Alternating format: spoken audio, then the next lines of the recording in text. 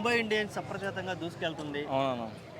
ఏంటి ఎలా చూడాలంట వాళ్ళ టీంని? ఏమైనా కప్పు కొట్టే అవకాశం ఉందా 2025? ఒక ఛాంపియన్ టీంకి ఉండే లక్షణాలు అన్నీ దాంట్లో ఉన్నాయన్న. ఫస్ట్ థింగ్ అయితే ఎందుకంటే చెప్పనా, ఒక టీం అంటే 11 మంది ఆడి 11 మంది కాంట్రిబ్యూషన్ ఉంటేనే ఆ టీం గెలిచి ఫస్ట్ ప్లేస్లో నిలబడడానికి 100% ఛాన్సెస్ ఉంటాయి.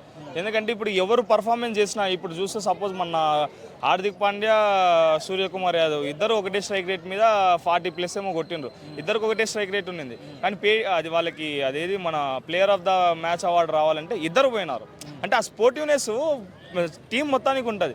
ఎవరు ఆడినా సరే వాళ్ళకి ఆ అప్రిషియేషన్ దొరకడము, వాళ్ళని నెత్తి మీద పెట్టుకొని వాళ్ళకి అంతో ఎంతో మంచిగా మాట్లాడడం వాళ్ళ గురించి, ఇది మొత్తం టీం వర్క్ కనిపిస్తుంది. కాబట్టి ఇప్పుడు చూసుకుంటే లాస్ట్ 6 మ్యాచ్లు గెలిచి నెంబర్ 1 పొజిషన్లో ఉంది. అదొక ట్రైన్ లాంటిది, అంటే నిదానంగా కదులుతుంది కానీ కదిలినప్పుడు మాత్రం ఎవరు ఆపలేరు దాన్ని. అట్లాంటి టీం అది. ఓకే, ఈసారి రోహిత్ శర్మ సెంచరీ చూడొచ్చు అంటావా రేపు రాబోయే మ్యాచ్లో? ఖచ్చితంగా చూడొచ్చాను. ఆ రేంజ్ ఫామ్, ఆ రేంజ్ హిట్టింగ్ కూడా చేస్తున్నాడు. ఏది మంచి బాల్ అని మామూలుగా రెస్పెక్ట్ ఇస్తున్నాడు.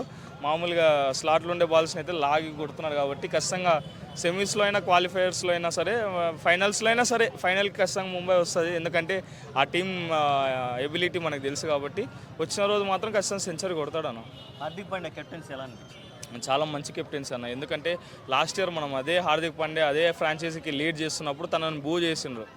స్టేడియంలో కుక్కపోతే కూడా హార్దిక్ పాండ్యాతో సమానం అన్నట్టుగా మాట్లాడిండ్రు. కాబట్టి దానికి కరెక్ట్గా ఆన్సర్ ఇచ్చి ఈ సీజన్ కంబ్యాక్ ఇవ్వడము, ప్రతి ఒక్క ప్లేయర్ని దగ్గరికి పోయి తనకు సపోర్టివ్గా ఉండడము, ప్రతి ఒక్క ప్లేయర్ని ముందుండి నడిపియడము మంచిగా అనిపించింది అన్న. ఒక మన ఇండియాకి కూడా కెప్టెన్ T20 ప్లేయర్గా T20 ఫార్మాట్ సిరీస్లో హార్దిక్ పాండ్యా గతంలో కూడా చేసింది. కాబట్టి చాలా మంచిగా కెప్టెన్కి ఉండే ఎబిలిటీస్ మొత్తం కనిపించినాయి ఈ సీజన్లో అయితే మాత్రం.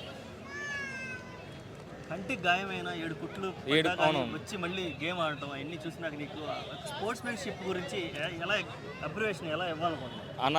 ఒక గొప్ప లక్షణం అన్న అది. ఎందుకంటే గతంలో కింగ్స్ 11 పంజాబ్ మీద కూడా 8 కుట్లు వేసుకొని చేతికి విరాట్ కోహ్లీ ఆడింది. అంత గొప్ప ప్లేయర్స్ ఎందుకు ఊరికనే అవ్వరు.